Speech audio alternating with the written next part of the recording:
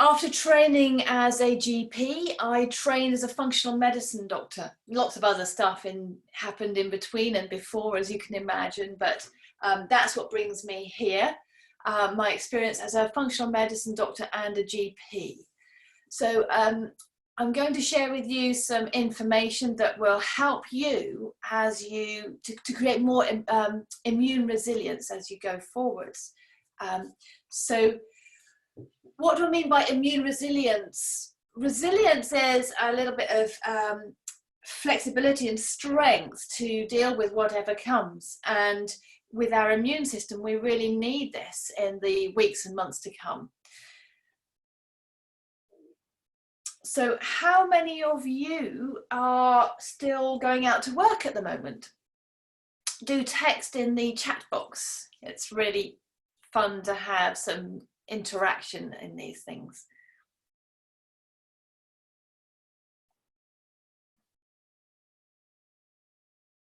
So it's just me then at the moment. So I'm still working as a GP. I work as a general practitioner 2 days a week at the moment. And I also have my online business and my functional medicine practice. The in-person practice is closed at the moment. Just have to wait and see what happens with that. But I've been partnering with my nutritional supplement company for some 11 years now. So who here is still staying at home and not going out at all?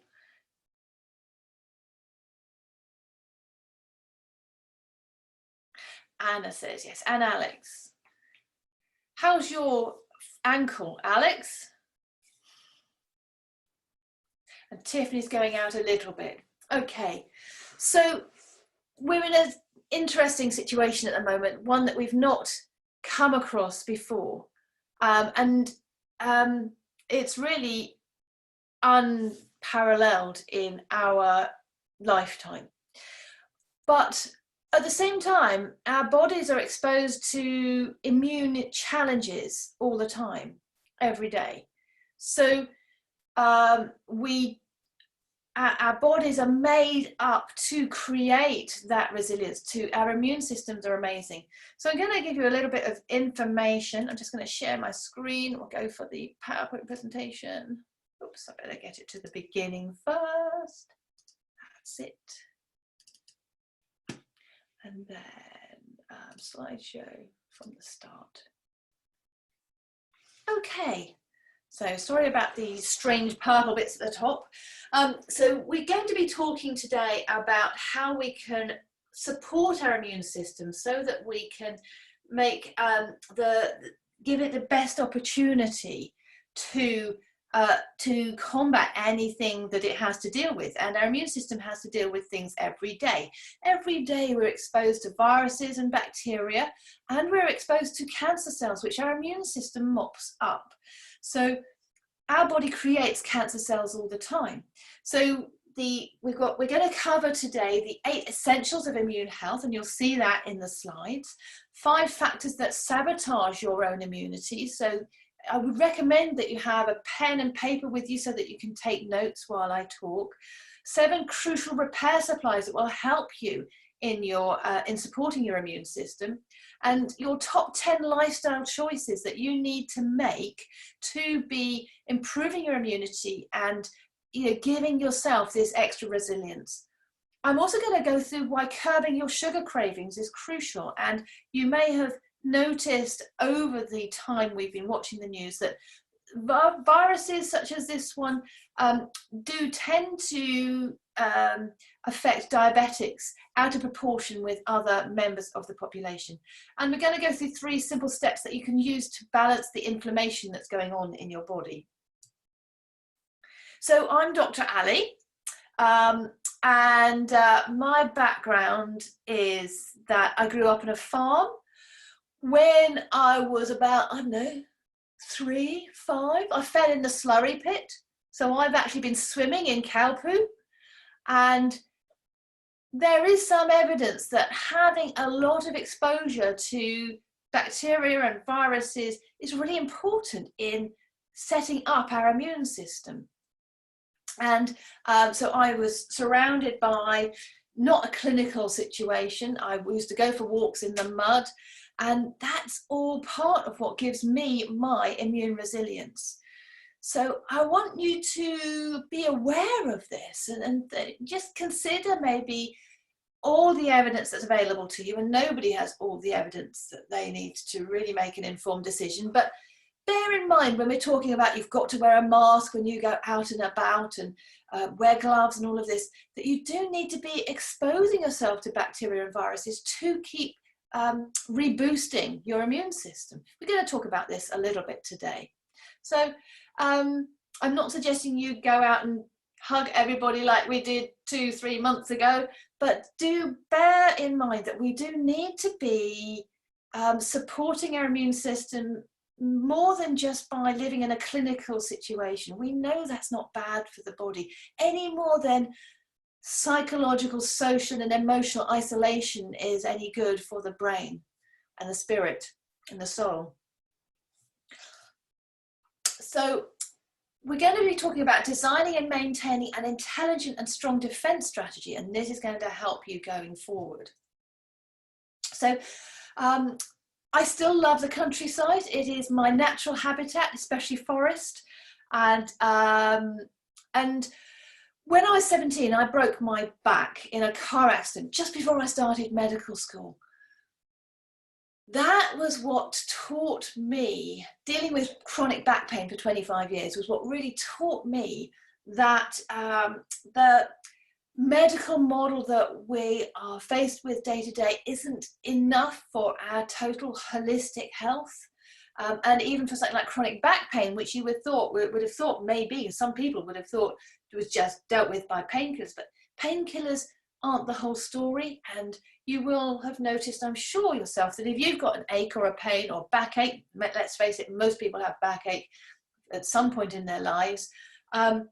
You feel the pain more when you're stressed or depressed, and you feel the pain less when you are feeling confident and outgoing. So you can see that these things impact each other. And I learnt this at this age from 17 onwards, when I was started to explore complementary therapies as a way of supporting my own health. When I got to the end of medical school, I wanted to become a gynecological endocrinologist, which is women's health and hormones, but I couldn't pursue that career because of my back, because of the fact I couldn't stand in the operating theatre for long enough. And so I trained as a GP because that was the next best thing to me. I could see that I could have a more holistic approach. And what I bring to the table when I'm working with people is that holistic approach and an open-mindedness, and that I listen and I understand people who are trying to do everything for their own health rather than wanting the doctor to make them better. Because at the end of the day, it's not the doctor who makes you better, it's you that makes you better. The doctor may be able to help, medicines may be able to help, herbs may be able to help, supplements may be able to help, but you've got to look at your health as a whole. So our immune system works like our forces, basically.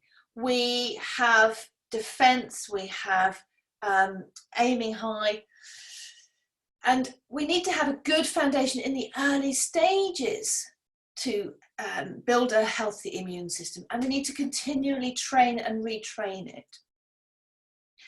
And we need to be strong enough to defend against potential threats like bacteria and viruses that are pathogenic. So pathogenic means disease causing. And I want you to be aware that bacteria, viruses, fungi, even parasites are part of our normal microbiome. And it was from a great man, Dr. Myron Wentz, that I first learned that our body is not made of human cells. Amazing to say, our body is only 5% human. We are 95% our microbiome, and that is these bacteria, viruses, yeasts, fungi that grow on and in us, and they are important. So it isn't any good for us to be sterile and to be stripping our skin of microbiome. We need to be looking after our own microbiome. And that's where I'll just make a note here, oral health is also important in our immune system. Okay, and we need our healthy immune system to be smart enough to avoid what's called autoimmunity. So autoimmunity is self-immunity. Auto means self. And what this means is this is when your immune system is overactive and is actually attacking itself. So this can cause a whole variety of health problems, such as, let's say, psoriasis, rheumatoid arthritis, vitiligo. There is some evidence that multiple sclerosis and Parkinson's disease are partly caused by autoimmunity. Hashimoto's hypothyroidism, so my thyroid issue. Type 1 diabetes, not type 2, but type 1 diabetes is an autoimmune condition.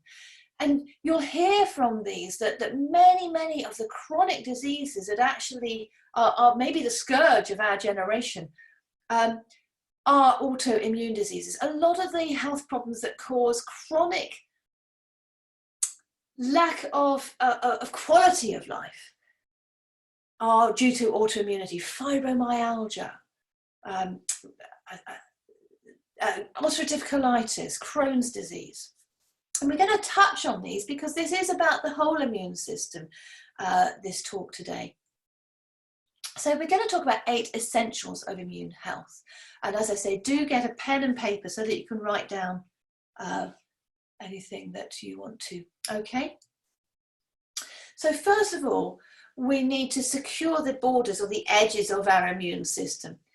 Now, unbeknownst to you, most of your immune system lives in your gut lining. You may have heard all about the white blood cells produced by the bone marrow that are the most important part of your immune system. But in actual fact, most of your immune system is in the gut. And we're going to talk a little bit about that today. So proper digestion supports a healthy immune system. So if you want to make yourself resilient against infections, gastroenteritis, any viral infections or flu-like illnesses, bacterial infections, pneumonia, you need to look after your gut health. And this is an approach, this is what functional medicine is. It's an approach that is neglected by modern medicine. We need to be looking after our whole body. And the first step of the building blocks are looking after the digestion, because everything starts here. So with digestion, proper digestion is key to our immune system. And the first step of this is actually chewing our food. And I know that unless we actually slow down and stop eating so quickly and are actually mindful, we forget to chew our food enough. And if you want to get the best nutrition out of the food that you eat, you need to be chewing your food for a long time. So it's really, you're not swallowing solid pieces. You need to chew it up well. There isn't anywhere else in the gut but your teeth that can do this job.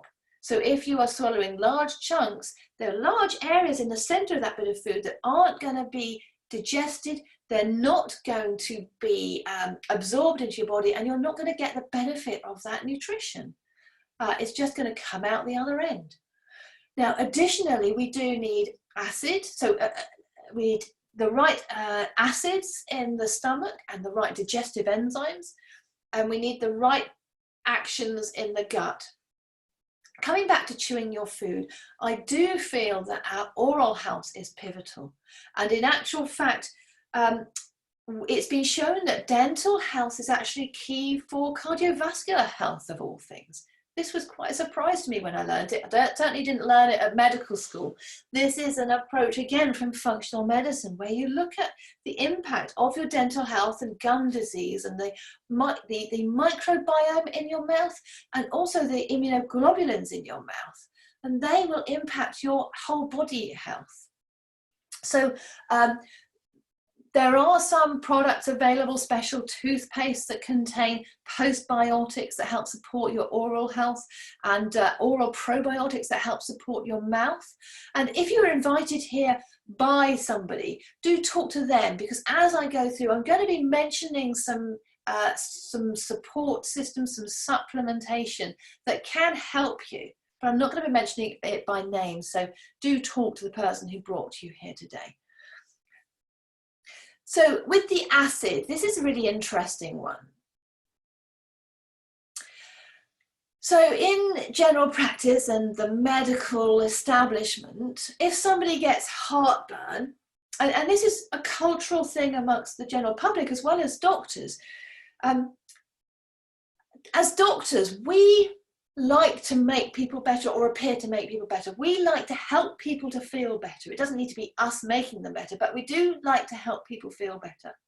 And patients, when they come to the doctor, or anyway, if they've got a problem, they like to feel better. And therefore, if you've got something that appears to make people feel better, then the whole system sort of becomes addicted to it.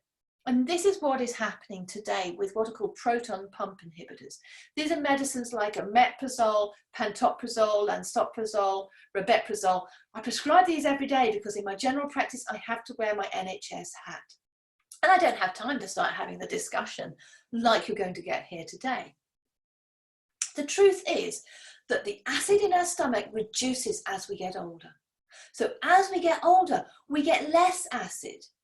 And if you're getting heartburn, which is acid reflux, if you're getting that symptom or indigestion pain here, it may not be because you've got too much stomach acid. If you have not enough stomach acid, the impact of that lack of acidity on the, I'm pointing at my diaphragm here, but you can't quite see it here. So the diaphragm causes a sort of valve at the end of the esophagus before it reaches the stomach. Okay, so here's the end of the esophagus, here's the diaphragm where you're breathing, and then below that is the stomach. If you haven't got enough stomach acid, this valve effect of the muscle of the diaphragm is relaxed. It needs to have the right level of acid to be working effectively. And if that's relaxed, that allows acid to come up, and it can even allow a hiatus hernia, which is where some of the stomach itself comes up above the diaphragmatic area here. And that can cause you symptoms of heartburn, but not because you've got too much stomach acid. It may be that you've got too little. And then what do we do as doctors, as patients, as pharmacists? We then prescribe or recommend or buy over the counter some omeprazole, which suppresses the acid secretion so much you're exacerbating the actual root cause problem. And I tell you, we've got hundreds of thousands of people taking these medications on repeat prescriptions nowadays. And then the impact of that is that we can't absorb our food properly. So if you've got too low a level of acid, you can't absorb your magnesium and calcium properly. What does that lead to? If you have low levels of magnesium, you may get leg cramps, you may have hands that go into spasm, you may develop migraines. These are just some of the symptoms of a low magnesium level. And you can't tell it from blood tests because this is what's going on in the whole body, not just what you can see in the blood. If you're not getting enough calcium in your system, that has impact on muscle power, on nerve conduction, on depression, and of course on bone. So it can contribute to osteoporosis. But of course, all of these are, there are many different factors in these things, obviously. Okay, the next thing that we need is digestive enzymes. And I can't tell you how many people are short of digestive enzymes. It's partly an impact of the sort of lives that we lead, because when we're stressed, it doesn't give our system an opportunity to secrete enough digestive enzymes. And this is where, again, I use digestive enzymes as part of my process for helping support people's digestion. And again, if you have somebody who's recommended you come to this talk, do talk to them about digestive enzymes and get the best quality that you can afford, because different supplement brands do different amounts of research and have different quality. And the obviously, to protect my reputation and because I want people to really feel better, not just think they are, I work with a company that has a really high level of science that goes into their preparations. So digestive enzymes, if you support your body with extra digestive enzymes, you can take 1 to 3 tablets with meals. That will help your digestion, which will help your immune system. And next is the bit ready for inspection, and that's a complicated thing which we'll talk about later. So here is a graphic example, a representation of the lining of your gut. So this is the area of the gut where you're absorbing your food. We're through the stomach now, maybe into the duodenum, the jejunum, the ileum. This is where the brush border, which is where the villi are sticking up there. They are there to increase the surface area of the cells for absorption. You may remember that from, I don't know, A-level biology, O-level GCSE biology, whatever. So this is important. These villi sticking up, and in actual fact, microscopic microvilli sticking out from each of those villi. It's amazing when you look at it under a microscope or an electron microscope. It's so fascinating. The body is amazing, I have to say. But these villi are essential for absorption. And one of the things that's really important in barrier integrity is that those villi, and they tend to be reduced if you are eating gluten. So, and especially if you have an autoimmune disorder, you definitely need to be gluten-free. I've been gluten-free since 2016 when I developed autoimmune hypothyroidism. And I know some of you that I know here, like Liz, are gluten-free. Aren't you, Liz? I think you are. Yeah, I thought so. Sensible lass. So the microbiome is this amazing layer of bacteria and viruses and yeast that are on the surface. And you may think, well, I don't want bacteria growing inside me or on my skin, because we have them on our skin, we have them in our mouths, in our nose. Without them, you wouldn't survive.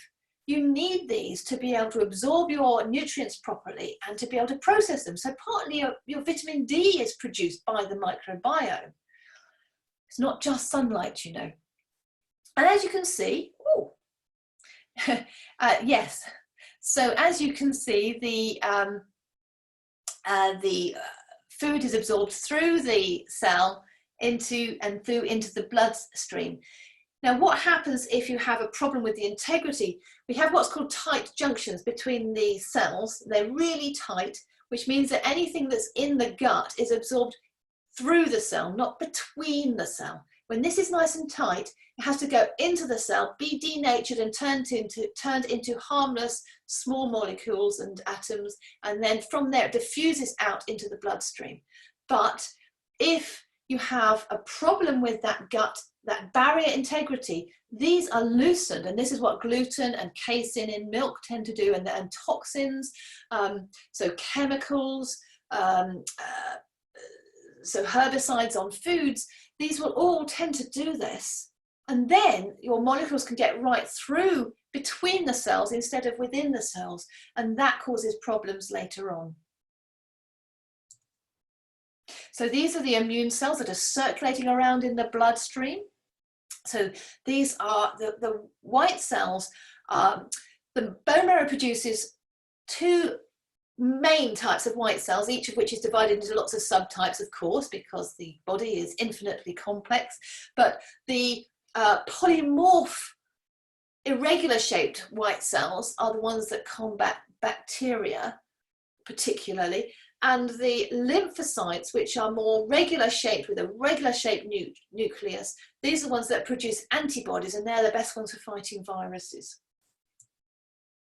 So what you need to do, you need to make sure that you are chewing right and adding saliva. I recommend that you take a postbiotic toothpaste, a fluoride-free postbiotic toothpaste, and an oral probiotic as well to support this. Transport via the esophagus.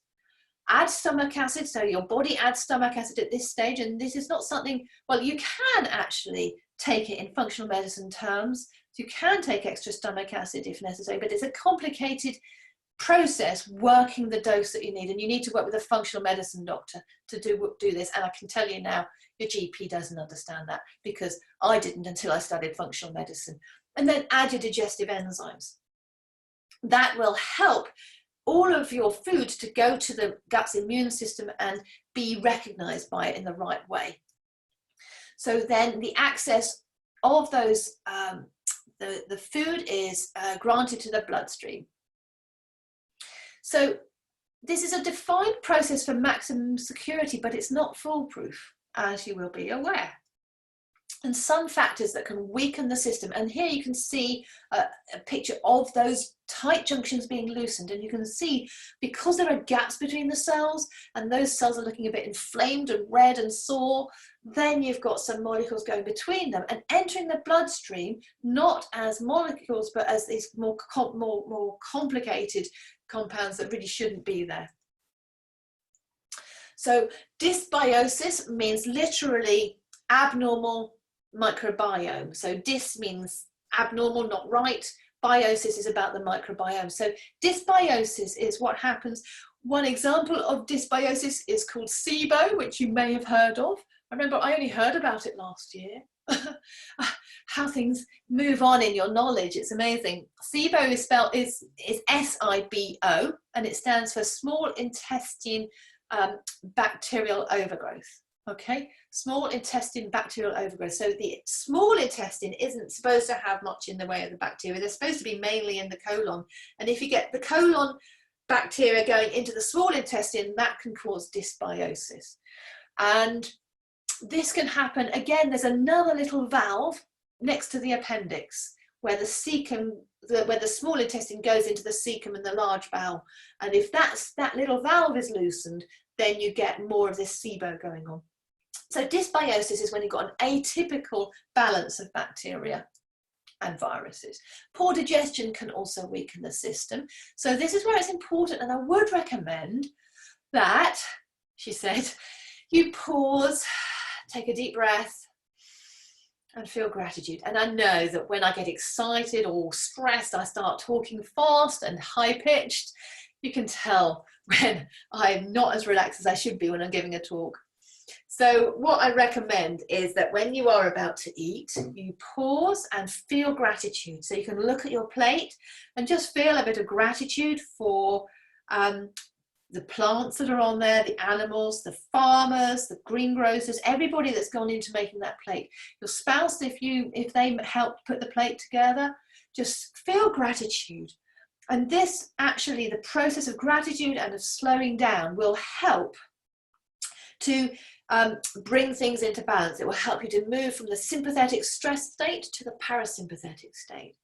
And I don't know about you, but I know it's all too easy to not stop to eat. And I know that you know what I mean. Eating at the keyboard while you're carrying on working isn't the best thing, she said, having done exactly that thing this morning over lunch in order to publicize this talk. But being in a peaceful state will help your digestion. This leads to a loss of the barrier integrity. I'm going to need to speed up, goodness. You can tell I'm passionate about this stuff. So these things will cause damage to the cells and weaken the immune system, affect the white blood cells in the bloodstream, and affect our whole immune system. And this is what can lead to autoimmunity, where your body, these white cells have changed and they'll start to attack your body. So some of the things that can contribute to this include medications, antibiotics, bad germs, bacteria, parasites, and yeast. And a poor lifestyle will contribute, such as having less gut-nourishing foods, processed foods, things, bless you, things that have been in cooked at high temperatures, too much oil, allergens. If you're not eating organically, so make sure you rinse your foods very well. Stress and excess body fat. These all influence it. So stress, notice I say stress. Stress is the single most, it's something that can be adjusted. It's not so much the stress, but your reaction, your response to stress. And this is something that I'm passionate about, having burnt out myself in 2003 and learnt the lesson. And an excess body fat. And there's a cause and effect thing here. We know that if you've got certain types of dysbiosis, it leads to more weight gain. So it's really interesting once you start studying this in more depth. And if you have you may not like the sound of this, but a fecal transplant of the microbiome from a thin person, it can help a fat person lose weight. Try that on for size. That is amazing, isn't it? So the big picture perspective. So we have dietary proteins, and which are broken down to peptides. We have antibodies. We have drugs and xenobiotics, so antibiotics and drugs, physical stress, infections, cytokines, neurotransmitters, which are the chemicals that are used for the nerves to talk to each other, enzymes, and they all go together. They're in the gut, and if you've got poor barrier integrity, that causes a breakdown of the mucosa, the IgA and the tight junction, and it causes an increase in the permeability. And that causes inflammation. Now, inflammation is basically soreness. If you think of what it feels like to have something that's sore, I always relate things when I'm explaining inflammation in the gut, say, I explain it in terms of a carpet burn. If you get a carpet burn, it's red, it's swollen, it's sore, and it may be a bit hot, especially if it gets infected. So this causes food allergies and intolerance and immune system abnormalities and autoimmunity. So we also need to develop strategic alliances to support our immune system. So the gut lining has many of these tenants, the microbiome, and it's important to have the right balance of tenants. So we want more beneficial bacteria and less pathogenic bacteria. We also need to eliminate any enemies. So we need to do this. We need to have community hygiene and personal hygiene to contribute to that. So we do need to be washing our hands carefully and frequently, and we need to be taking extra care at the moment for sure. And for the foreseeable future, who knows when we will be able to relax completely again. But it was fascinating to find out that in one study, 38% of people do not, or before this situation, do not wash their hands after they've been to the toilet. I found that stunning and horrifying. So really important to wash your hands. And another thing I'd like to say here, do put your toilet lid down before you flush it, because when you flush, those bacteria and germs and viruses we know now as well can travel as far as 7 feet. And in most home bathrooms, your toothbrush is kept within 7 feet of your toilet. So really important to consider this, okay? Always shut the loo seat down the loo lid down when you flush. So community hygiene. So think about foodborne illness, whether you're at home or in a restaurant. If you're in a restaurant and you're about to sit down and you realize that it's not really all that clean, think about going somewhere else. And at home, we tend to have, certainly we have, less stringent cleanliness at home than are needed in a restaurant. But look out for this. Sexually transmitted infections. This is something that you can control, okay? So be warned. You know the score, really. Personal hygiene, hand washing, regular bathing, and oral hygiene. And then avoid enemy territory. Enemies are different for children, adults, and seniors. So you have a different demand on your immune system in these different phases of life. So you need to be thinking about what the recommendation is for how strong and wise your immune system is already at your stage in life. So for children, they can safely be exposed to germs for germ defense training. Okay, so it's all right for them to play in the mud or go swimming in the slurry lagoon, although I wouldn't recommend it. Adults, well, you can start identifying allergens that may be contributing to illness or ill health, and you can improve your lifestyle, but you still need to be exposed to germs. And then for the elderly, this is where you really need to be cautious, and you need to try and avoid antigens. So antigen means antibody generating. That's how I always remember which way around they are. Antibodies are the chemicals released from the lymphocytes, the white blood cells, to combat germs. And antigens, or viruses are antigens, Anything that raises an immune response is an antigen because it's antibody generating, okay? And then chronic inflammation, so common in older people, but there is a lot you can do to help combat it. And then you need to maintain a good toolbox full of necessary repair supplies so that your system has ongoing fuel sources to operate. And to do this, you need to be taking good quality vitamins and minerals. So micronutrients and antioxidants from your food and your supplements, and I recommend everybody needs supplements from my research, and I've read thousands of papers on this, and I've done a lot of research on this over the years.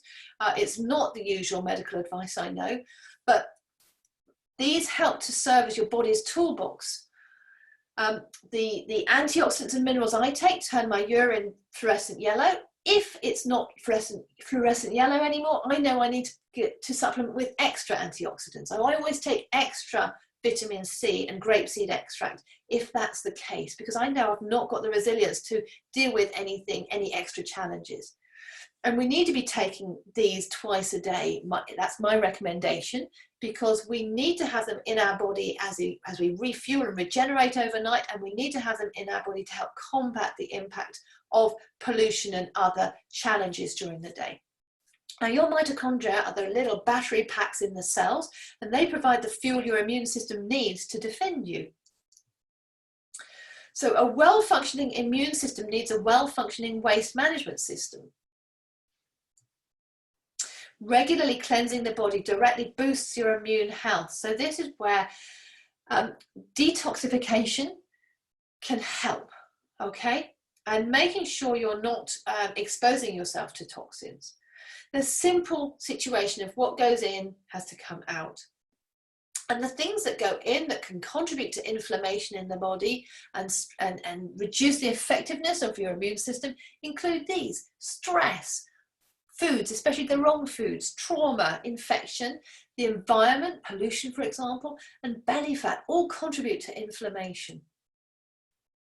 And with fat-soluble products, they have to be denatured by the liver before they're excreted. Water-soluble ones are excreted through the colon, the kidney, and the skin.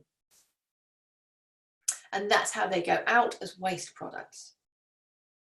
So there are 10 top lifestyle choices that you need to take to decrease your toxin exposure. Some are outside of you and some are inside of you. So first of all, make sure you're using non-toxic cleaning agents. Now, the ones I tend to go for in the UK are Method. There is another good one I've heard of. I never found Ecovert to be that good, but look at the ingredients and smell what happens when you open the packet. You know, if it smells full of chemicals, then it is, okay? Clean your filters regularly. Consider a HEPA filter, which will help. Avoid using pesticides and herbicides in your home and garden. At the end of the day, is it really essential to get rid of those ants? And if you let the aphids grow on your roses, then you will allow lacewings and ladybirds and wasps to feed off them. It's all an ecosystem out there, okay?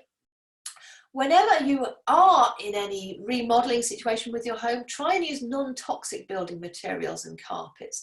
In actual fact, there's a lot of off-gassing that goes on with carpets and with paints and with a lot of the building materials that we use and cleaning materials. When you buy a sofa, it has by law to be treated with a fire-resistant chemical. There's another chemical. So we're exposed to this stuff all the time, which is why another reason we need to have those antioxidants and minerals in our system to help our bodies to combat these or to deal with these. So you've got that resilience that allows it.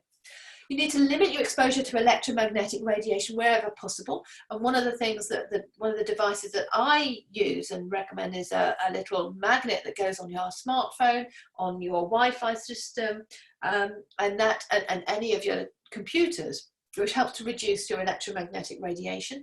Other things that can help are rose quartz crystals and spider plants. That's just a few ideas. And then inside you need to use filtered water. Brita isn't really good enough, but it's the easiest to get hold of. So at least have your water filtered through a Brita filter jug and a Brita filter kettle. I have an additional filter machine that that does more and takes more of the chemicals out, which is necessary for the thyroid gland. Consider organic food wherever possible. Grow your own wherever you possibly can, and avoid consumption of the large predator fish because they do accumulate chemicals within them. Use as natural cosmetics as possible. The problem with nail polish, and I've researched this again and again, is that even if you're using a non-toxic nail polish, to take it off, you often need acetone, which then brings chemicals into your body again. And with fragrances, you can use essential oils. You don't need those perfumes. And with amalgam fillings, so the mercury fillings that we've grown up with in the UK, they're actually full of mercury. And every time you drink a hot drink, the atmosphere in your mouth, it reaches a level of mercury that is considered toxic in the workplace. It's insane. But you can't just get them removed any old how. You've got to see a specialist and make sure you're taking the top quality, the best quality antioxidants and minerals while you're going through that removal. And you may need extra support as well, and you may feel rough while you're going through that removal. So yes, removal can help if you have chronic fatigue syndrome or Lyme disease or these things that really bring you down, but you need to be doing it properly. So your waste management plan, so you need to decrease the garbage that's coming in. So identify and eliminate your own food triggers, and you can work with a health coach or a functional medicine doctor to help work those out. Improve your stress management. So there are so many different professions that help support us with stress management nowadays. I'm an energy healer myself. I use self-hypnosis and energy healing every single day in my stress management. Hypnotherapy can be helpful. EFT is brilliant. That's emotional freedom technique or tapping. That's amazing for releasing blocks rapidly. And psychotherapy, aromatherapy, reflexology. There are so many things that can help you with your stress management. So do consider those. Counseling, of course. Reduce your belly fat, so work on this, okay? And reduce your exposure to environmental toxins. And then we have to look at how we're getting the garbage out, and we need to support our systems with that. So that means we need to support our liver detoxification.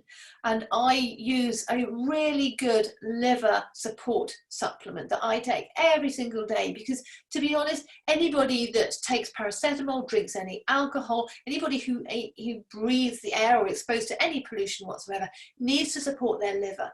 And this is particularly important in my specialist area of the perimenopause, because when we are in the perimenopause, we need to be optimizing our estrogen metabolism and making sure it's not, there are 3 different directions your estrogen metabolism can go in, and one of them is particularly carcinogenic.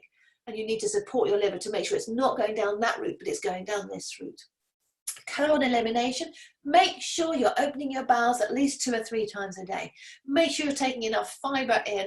And again, I use a really good fiber product to help support that. But make sure you're eating plenty of fresh green vegetables and salads every day to support that. Kidney elimination, so support your kidneys.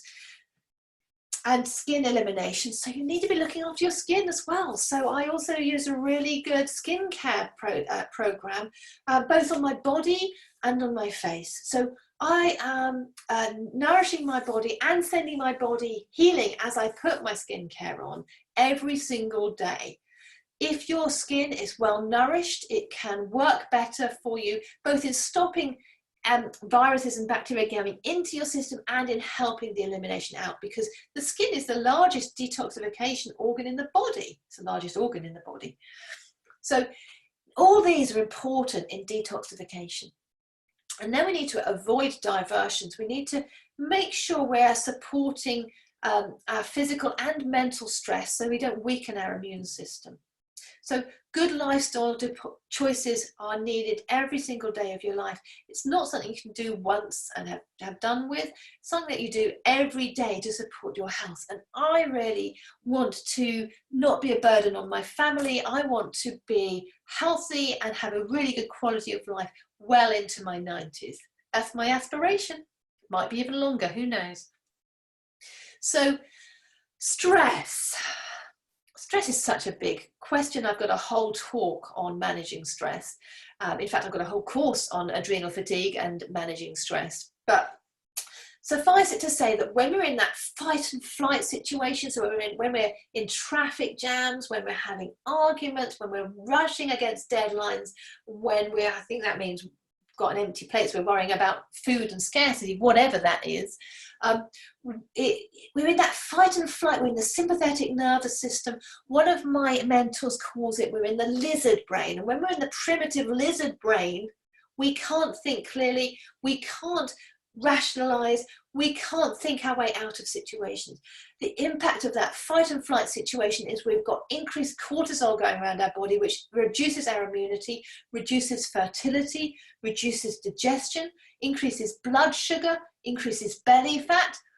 It increases premenstrual syndrome and menopause symptoms, just to talk of my specialist area. So there's so much here that is influenced by that. So what happens when we eat a sugar bomb? Sorry, I think I'm going to go over the hour here. Woo. I just get so passionate. Hope it's okay. There will be a recording, so if any of you need to get away, that's fine. So blood sugar, this is crucial, and I'm so grateful for the fact that I learned all about this, not from medical school, actually before I started functional medicine training in 2008 when I joined my nutritional supplement company. So if we have a high glycemic food, say cold cereals, toast, orange juice, those things that are classic English breakfast, really. I say classic because more of us eat those than a cooked breakfast. These will actually spike your blood sugar as shown in this red line.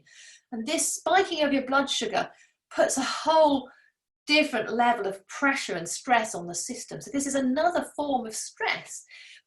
What it does is it causes the release of insulin from the body, which then makes the blood sugar drop. Now, unfortunately, it doesn't make the blood sugar drop by putting it into the liver cells where it often took it from.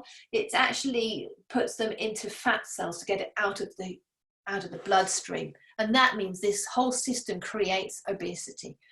And when it drops too low, you then end up with cravings because you get more release of cortisol from the front, because you get stress from high and from low blood sugar.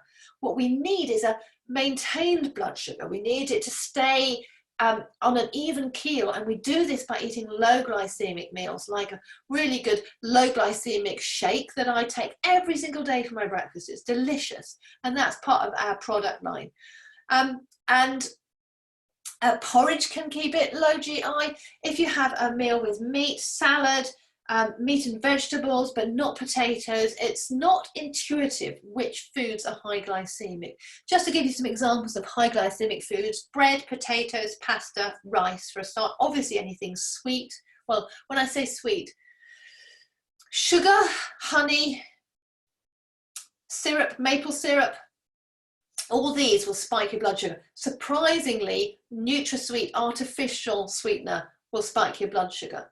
The only sweeteners that I recommend are low glycemic ones, Lohan and stevia. Stevia is the one that's the most available in this country. So I use stevia, okay, where I do need something to add some sweetness to, say, rhubarb or apple. So the impact of this is that high glycemic foods and drinks cause this sugar bomb and contribute to inflammation. This then leads to all of this extra inflammation going on from the release of all these what we call inflammatory mediators is what I mean. So inflammatory mediators, so these produce inflammation in the body. Inflammation is part of a system that our body has, and in balance it's not detrimental. inflammation is the way that our white cells attack viruses and bacteria and cancer cells to get rid of them.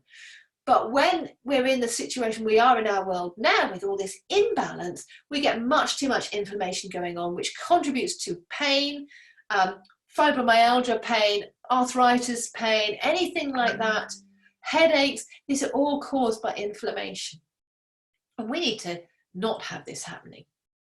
So the balance of inflammation is around, so when you get inflammation, you classically get warmth and redness, blood clotting, swelling and pain. And it can be useful in the short term, as I've explained. But what we want in the longer term is anti-inflammation with reduced pain, reduced swelling, like when you put an ice cube on a swollen area, reduced blood clotting, so your blood's flowing freely, reduced warmth and redness, and vessel dilation, which allows things to get back to a steady state again. And then we need to deploy reinforcements. So there's a host of extra support available to your immune system, and you can add these if your immune system cannot support itself on its own adequately. So you can take beneficial bacteria in the form of probiotics, and there are probiotic preparations that I use on a regular basis and recommend for my clients. Herbal remedies. So I recommend a lot of herbal remedies as part of my process in functional medicine. Botanicals and other natural agents can be used in two different ways. So first of all, they can strengthen a weak immune system, but they can also educate a misguided immune system if you've got an autoimmune disease going on. So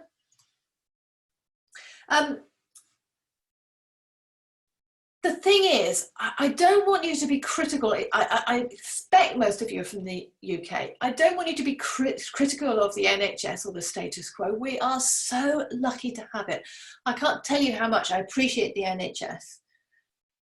But don't expect the NHS system to be able to give you this level of interaction, this level of support, because it's just not possible in the time available. I've done 300 repeat prescriptions today. I came back really exhausted, actually. So I'm glad I was able to pull myself together and get motivated for this. I was in general practice today, and although it's not like usual yet, it's getting a lot busier, and there's a lot of difficult decisions to be made, which have to be made on the fly. You know, I've dealt with maybe 50 blood test results. Now, in my private functional medicine practice, I can spend, because it's a different system, I can spend an hour reviewing somebody's results and an hour with them, discussing it with them, and an hour afterwards managing putting together the management plan going on from there. And that's why in my functional medicine practice, I work with a health coach to help support me, and with a sort of system where you're working with somebody for 12 weeks at a time, not just ad hoc. Okay. So I'd like you to keep your immune system strong so you have the freedom to live beautifully. Wow, look at that view. Isn't that amazing? So what I'd like, I've got your email addresses, and I'm going to be sending a link to the recording out to people as well, to everybody who's on that mailing list.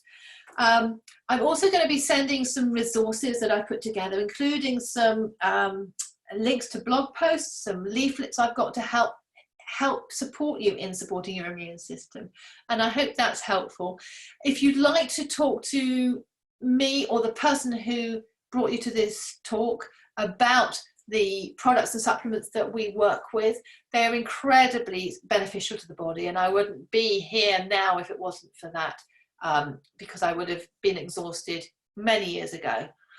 And if you've got any questions, do ask. I'm open to questions now, and it didn't overrun as much as I thought, so that's good.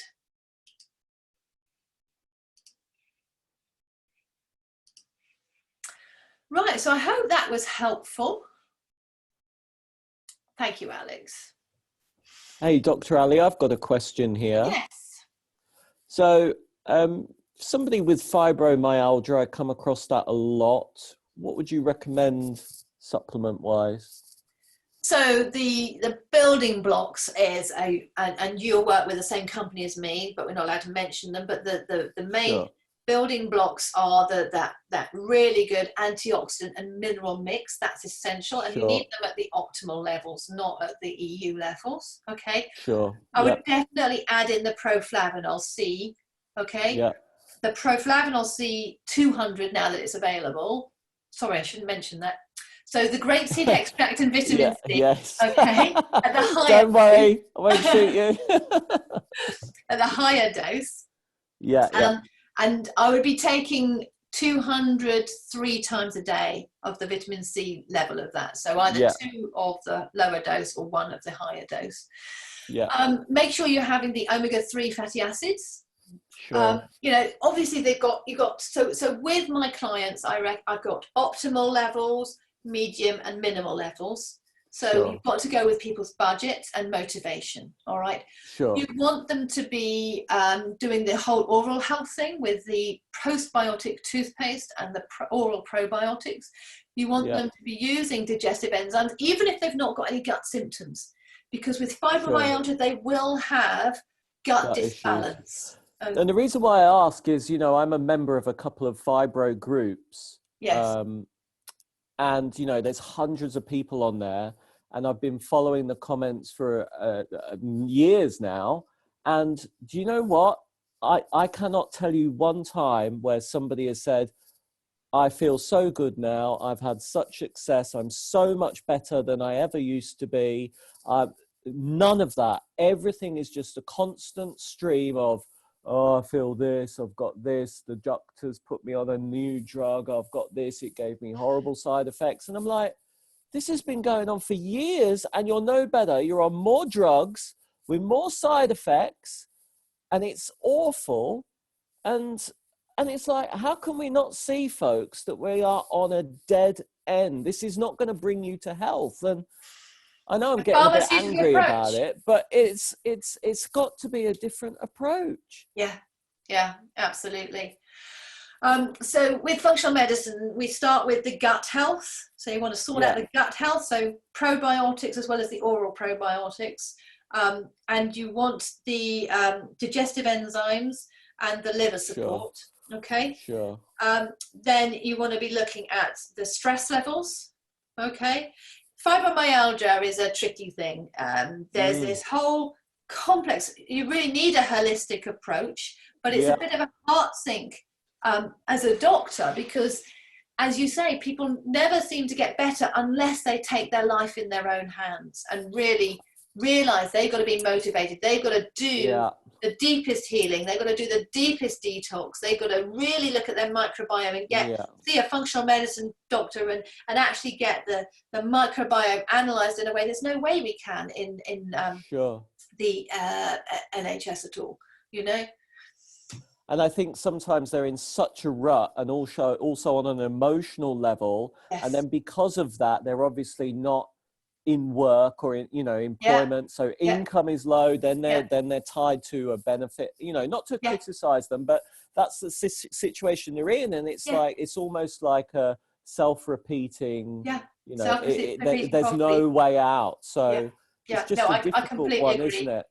I completely agree. A friend of mine who runs an ME charity wanted me to become a specialist in ME and chronic fatigue syndrome. They're very closely linked. And I looked into it. I was going to, but I just couldn't face it. It would be so depressing. Far better to attract to me in my private clinic people who are already made the decision to work with me. They've already made the decision, right, this is the year I'm going to invest in my health big time and get this sorted, because they need that level of motivation to get better. And as you say, you know, time and again, I've suggested people start a home-based business with me on this basis, but they've not got the motivation. They're not in the position to be outgoing. They've not got what you need to be able to take that forward at this point in time. So it's very hard for these people. But depression is a big element of it. The omega-3s are important for that. And also herbs can help support that. But eating right is key. And managing the stress and motivation, so this sort of energy healing and meditation, you know. And you've just got a question come in. Yeah, from I'll someone. have a look at those. Have you got Thank any you other so much. questions? Okay. Oh, and things like the sort of low GI shakes, you know, basically like with diabetes and so many of these chronic illnesses, everything, all of the different elements that we work with can help with this. Okay.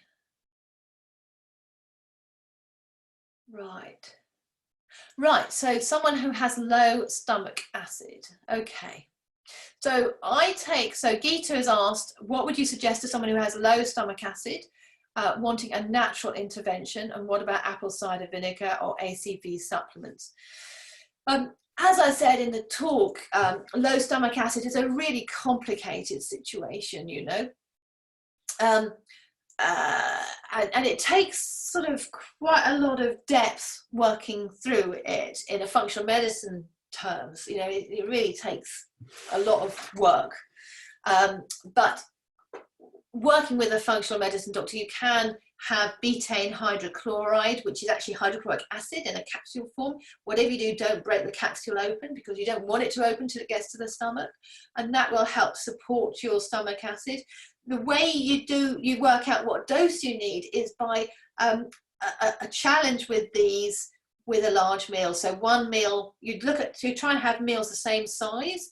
The first one you might have 1 capsule, the second one you might have 2 capsules, the third you might have 3 capsules, and you stop and go down a dose when you start to get some heartburn. So that's one way of using the actual betaine hydrochloride as a way of managing stomach acid. I have apple cider vinegar every day.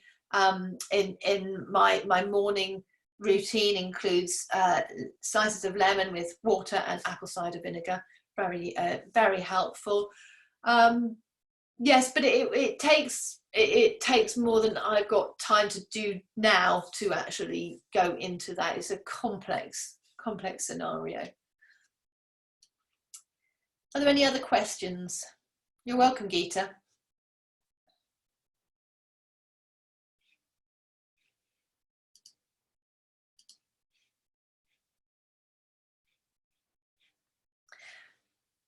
No other questions?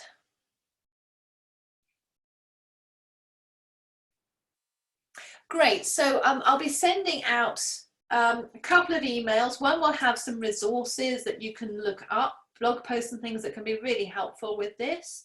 One that will include information about my immune support package, and one that will have information about working with me, because I work virtually as well as in person, and you may want to work with me as your functional medicine doctor to help sort all these complicated scenarios out. You're welcome. Okay, I'll be closing the room now. Lovely to see you all, and thank you so much for joining me today. Okay, take care then. Bye-bye.